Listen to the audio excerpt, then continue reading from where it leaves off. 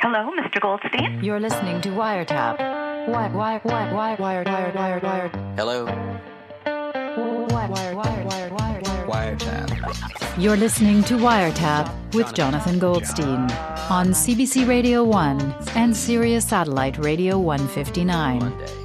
Today's episode, part 1 in a series on the 7 deadly sins. Gluttony. In this episode, foodies are condemned, buffets are praised, and lasagna gardens are considered. Is this a joke? Come on, who is this? It's a little symphony of Goldstein. Hello. Johnny.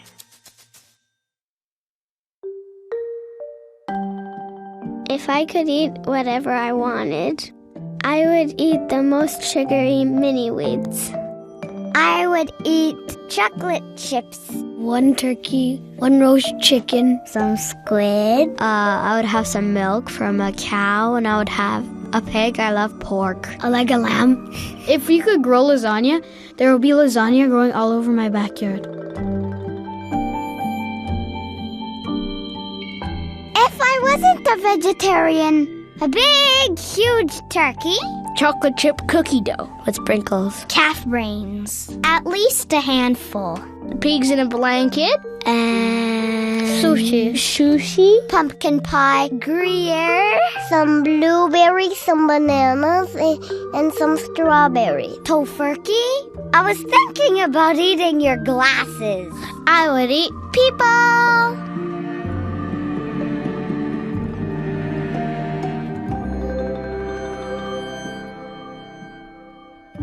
When the 7 deadly sins first got listed, in the 4th century, the 300s, gluttony was number 1. People actually understood the sin of Eve in the garden to be eating. I mean, she was eating what she shouldn't have, so that was chalked up to gluttony. And the medieval people who thought about these sins, they understood that gluttony just generates spiritual shallowness, to take that much concern with your mouth and your gut. So, Professor Miller, why was gluttony considered such a deadly sin? There's another aspect to the sin of gluttony in the medieval times. Anytime you saw a big fat person or somebody gorging themselves, in fact, you could, at some level, accuse them of homicide. We would call it suicide now. You're eating yourself to death. You're fat. You're going to get a heart attack. In the Middle Ages, the scarcity of calories, there just was not enough to go around. Mm-hmm. So if you see somebody gorging themselves and feasting daily, they're taking food out of the mouths of the poor. Where in our culture, it's the poor who are fat. Because of bad eating. Just about no more than 100 years ago, or even fewer than that, actually, portliness was a sign of being upper class. It means you had enough to eat. So there's a kind of perverse kind of thing where the poor actually determine the body type that will be considered the healthy, desired body type. So if the poor are fat, the rich starve themselves. If the poor are skinny because they're starving, then the rich pork up.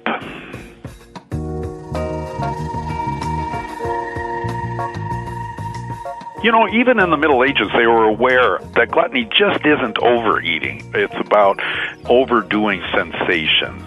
And so, I would say a kind of prissy foodie type nowadays would qualify as a glutton in the Middle Ages, because it's a person just excessively concerned with what goes into their mouth. So for the medieval kind of God-fearing person to eat something that had no taste, that you just eat in order to keep yourself from dying and not enjoy too much, that would be the way to go. Well, there's like Philo of Alexandria, the Greek Jew, writing about just the time Christ is born. And he says, so why did God prohibit pork and all these shellfish and all this kinds of wonderful tasting food from us? And he says, because God wanted to test our virtue and knew that if he had given us all these fine foods to eat, we would just end up being gluttons and having our lives devoted to the wrong ends. And you always think, does it taste good because it's prohibited? Would it taste as good as if we didn't have a sinful pleasure in eating it? I wonder. Do you think God would really condemn Cookie Monster to hell? I mean, he's the Cookie Monster. He's so cute.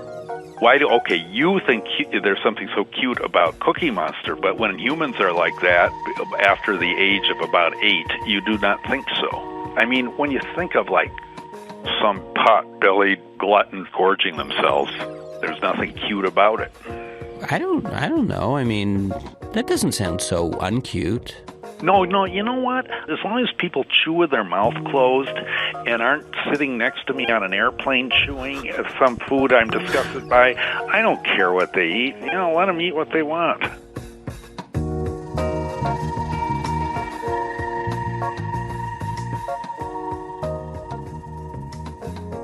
Hello. I need you to go into the trophy case in your trophy room and tell me if you got room in there for some Emmys. Why is that? I just secured for you, my friend, the role of a lifetime. Gregor, haven't we covered this already? I'm not an actor. They didn't want to hire an actor for the part. They wanted someone naturalistic. What is this role of a lifetime? Well, first let me tell you the motivation. You have to understand hunger. That was the first thing that attracted me to it, because I thought, who on my roster understands being hungry? I'm the only person on your roster. A hunger that cannot be satisfied. What is the role? Did you ever see The Informant, ? I don't know that movie. Well, it starred a guy named Matt Damon. You ever heard of him? Yes. And he gained something like 55 pounds for the role. Did he? He ate pancakes, and in between, instead of syrup, he put peanut butter in between them. Well, okay, all of this is very interesting, but why do you bring it up? This role is going to require you to be a little heavier than you are. How much heavier? Not much, maybe 10 stone. So you're telling me I'm going to have to gain 150 pounds? It's not 150. Are you going by the Dresden stone or the Oldenburg stone? I don't know what you're talking about. There are different units of stone measurements around Gregor, the world. listen to me. Have you ever looked at my IMDb page? No. You know why you haven't? Because I'm busy. No, because I don't have one. Because I've never acted in anything. This is a TV opportunity that's going to have a reach of 400, 500 million people. So what is it? Well, it's not a show exactly. It's a TV commercial. Gregor, I'm not going to jeopardize my health by becoming obese to star in a TV commercial. Star in a commercial? Where do you come up with that? Well, who are you, Florence Henderson? Listen to you, starring. Where do you get this sense of entitlement? Your whole generation, you're so entitled. What is this commercial for? It's for a casino that has a free buffet. Okay. And they want to show people who look prosperous, who look like they enjoy and understand a good buffet. You'll be wearing a girdle, and you'll be standing around a buffet table. Wait a second. Why would I gain all of this weight in order to wear a girdle? Well, I just like the idea of you wearing a girdle on. It's not part of the TV spot. Okay. This is a very classy thing. This is Indian Hawk Casinos. They gamble for a few hours. They have a lot of fun. They relax. They sit poolside. Then, in the evening, they want to hit the buffet table. Now, with the right advertising, they'll come to understand that our peach Jell-O is more delicious than theirs. And why are they going to believe it? Because a whole bunch of people who are overweight to clinically obese wearing stretchy pants are standing around having a good time saying, good mayonnaise. And that's where you come in, Johnny. Yeah. In addition to your fee and what we get paid for it, you're actually going to be eating the food on the set. I don't take any commission on that. Oh, I see. You can eat all you can stuff down your gullet, which at that point is going to be a considerable gullet. Okay, Gregor, I'm not going to gain 100 pounds in order to be in a commercial for a buffet, okay? Thank you, though. Slow down. This is not a role. This is an audition. You're saying that I have to gain the weight and now, I worked out a whole diet and workout regimen for you. Oh, did you? Yeah, you eat 16 meals a day. How did you come up with that? It starts with pizza. Pizza for breakfast, pizza for mid-lunch. Gregor. Pizza for a new meal that I created between lunch and breakfast called munch. Then dinner. Then lunch. Then we have tweensies. Then second tweensies. Then I'm working on a new meal between dinner and dunch, which I'm calling done-linner. Oh, wait. I skipped brunch, didn't I? Because there's a pre-brunch. Could you hang on a second? There's someone ringing my doorbell. It's probably just your second Tweensies delivery, man. I already started the regimen of deliveries. What are you talking about? If it's Chinese food, that would be your second Tweensies. And if it's Italian, it's your brunch. Gregor, I'm not answering the door. I don't approve of this. Don't worry. In 20 minutes, you're going to get a delivery for Greek food. Gregor, I'm not. I don't want to do this. Because in an hour is your big meal. I'm getting you a platter of chocolate fudge. Oh, by the way, don't get nervous if your doorbell rings at midnight, because that's just your midnight snack. I hope you like lard cake, Johnny, because you're going to be sleeping on a belly full of lard cake. Anyway, I got to go, Johnny. What's lard cake? You'll find out soon. Gregor, I don't want to have anything to do. Good talk, Johnny. Good talk.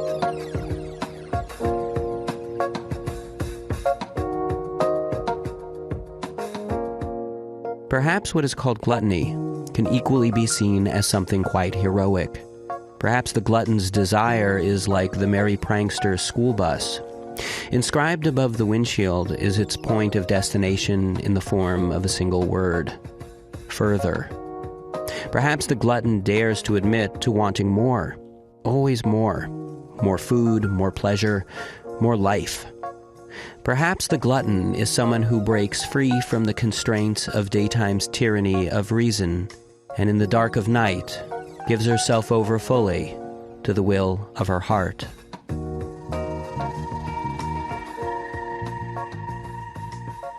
I never learned how to sleep in the way that some people never learn how to properly tie their shoes, and they do kind of like a weird knot and get through most of life that way.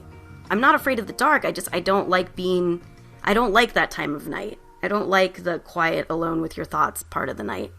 So I did high school mostly on like 3 hours of sleep a night.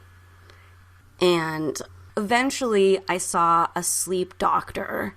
He diagnosed me with a sleep disorder, and the cure was to take 10 milligrams of Ambien.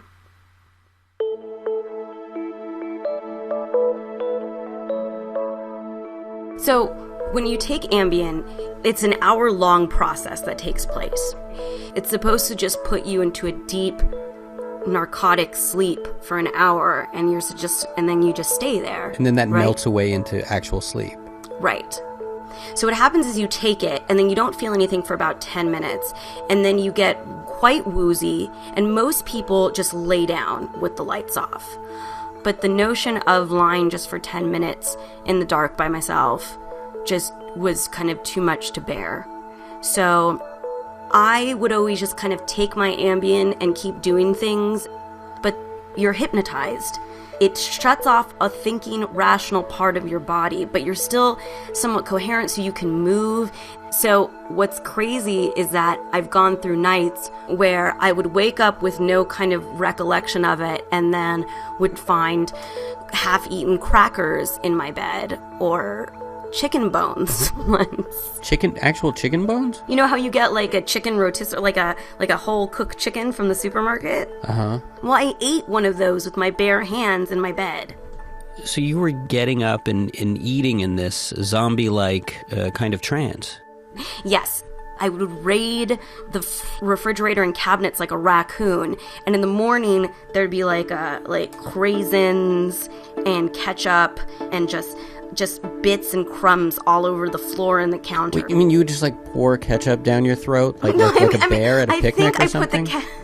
Were you eating things that you would normally eat during your waking hours? I think I made a sandwich with like chicken and rancid mayonnaise, because I have food hangovers, and it would really screw me up the whole next day, right? Because when you eat expired mayonnaise and like a whole chicken, you're not right the next day.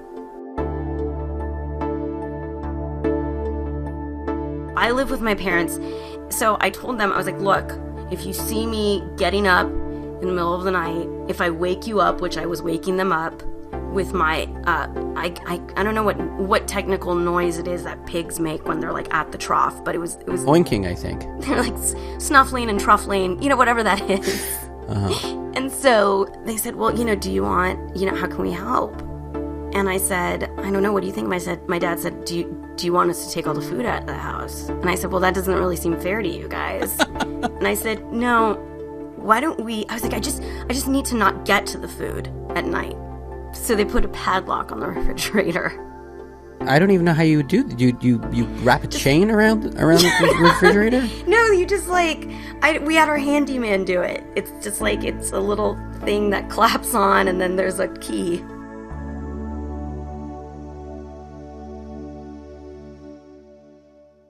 For like a week it was okay. But then things got a little out of control when I started moving to smoking. So what I figured out eventually was that that anxiety that I always felt about turning off the lights, laying down, I just replaced that with something else. So the way that I would quench that anxiety was through eating. And once eating was taken away, the way I would quench the anxiety would be through smoking. And you were not a smoker? Not really, no. Did you ever try just not keeping cigarettes in the house? Yeah, but then I would drive.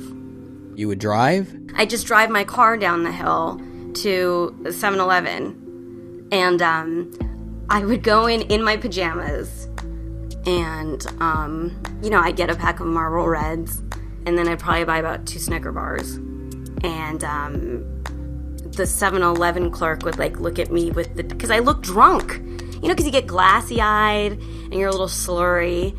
And he just was like, oh, here's that drunk chick that shows up in the middle at 3 a.m. Oh, you've done this? You did this many times? I did this about 3 times.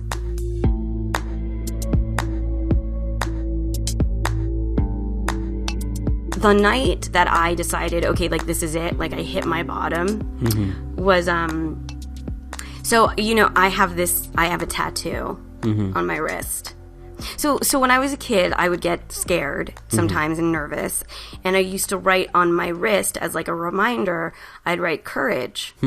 So eventually, when I first kind of left home and left my boyfriend and quit my job, I got courage tattooed on my wrist. And it's the only tattoo I'll ever get, and sometimes I look at it and it's kind of silly, and other times I look at it and I'm very sentimental about it. But one night when I was on Ambien, I was making what I like to make a fried egg sandwich. So I was toasting my bread and And tainting your mayonnaise. Eating tainted mayonnaise. And then my toaster's ready, and I just kind of stuck my hand in the toaster, and it burned the E on courage. The E has a big purple scar on it now. And I was so upset because I had gotten this thing as kind of my last vestige of, not childhood, but that I was going to enter adulthood now, right? That I was going to do things on my own and not be afraid. And so I was really, I was I've gotten to a point where there's been a padlock on the refrigerator. I've burnt holes in my bed from smoking. I've gained at least 10 pounds in a year from this. And I stuck my hand down a damn toaster. So after that, I made it a point to just take my Ambien and deal with turning off the lights and laying down. Wait, hang on a second. See, you were kind of building towards what I thought was going to be a kind of a triumphant conclusion, a sort of reckoning where you took all the Ambien and you flushed it down the toilet. But what you're no, that's never going to happen. So you still do Ambien? Yeah, I take Ambien every night. But hang on, where's the courage here? I mean, what's your end game? I mean, you're going to just keep doing Ambien forever? Yeah, what's the problem? The Ambien is medicine. Those are side effects that I can deal with.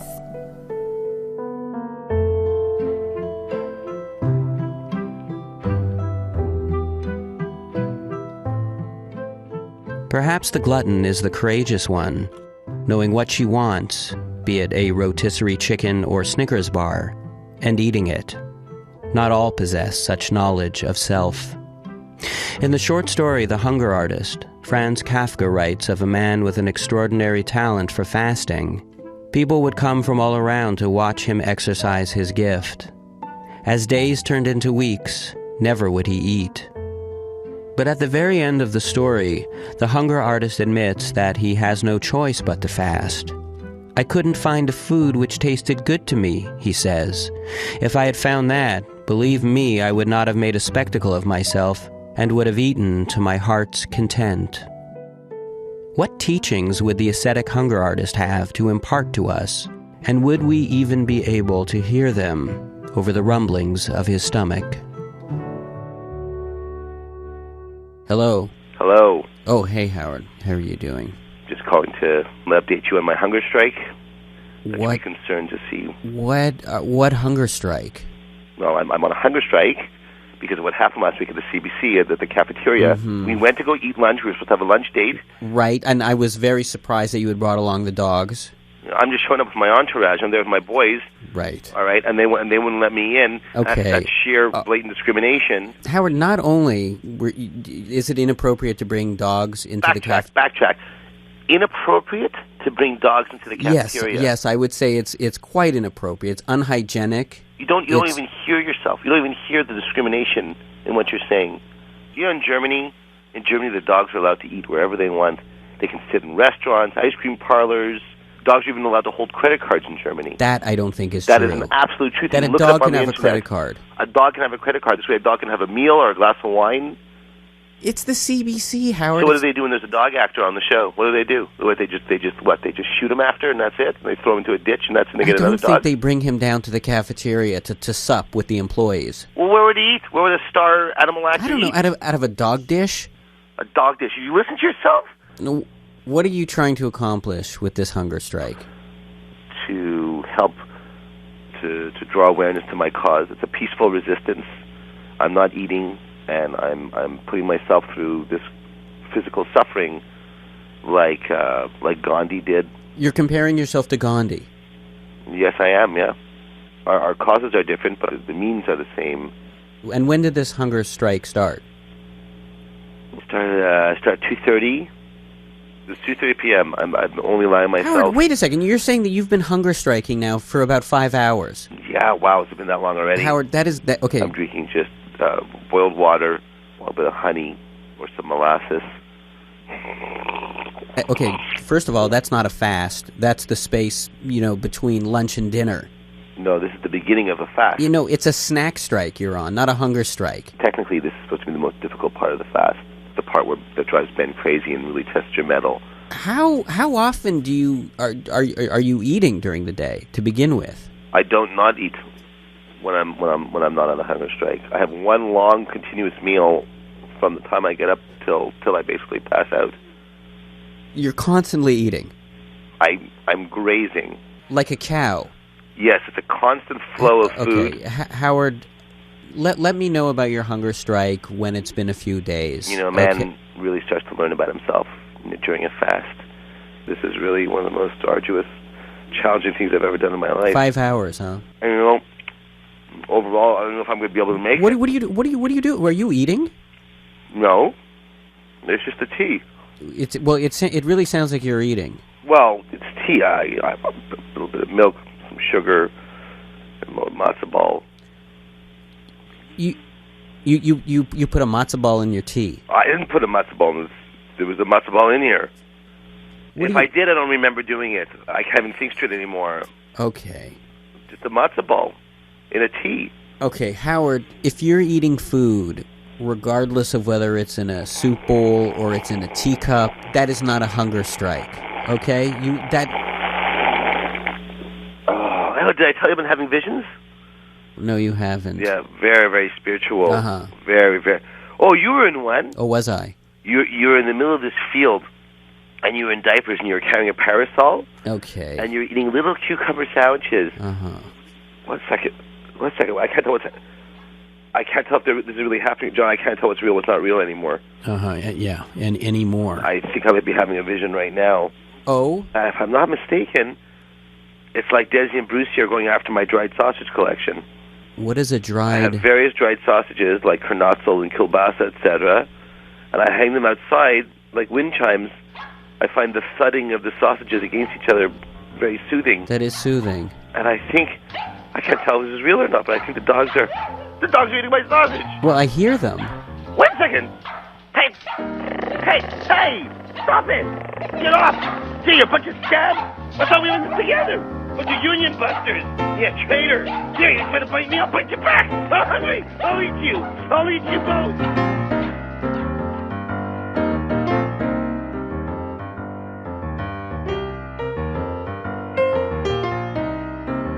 On Wiretap today, you heard Professor William Miller, author most recently of Losing It, in which an aging professor laments his shrinking brain.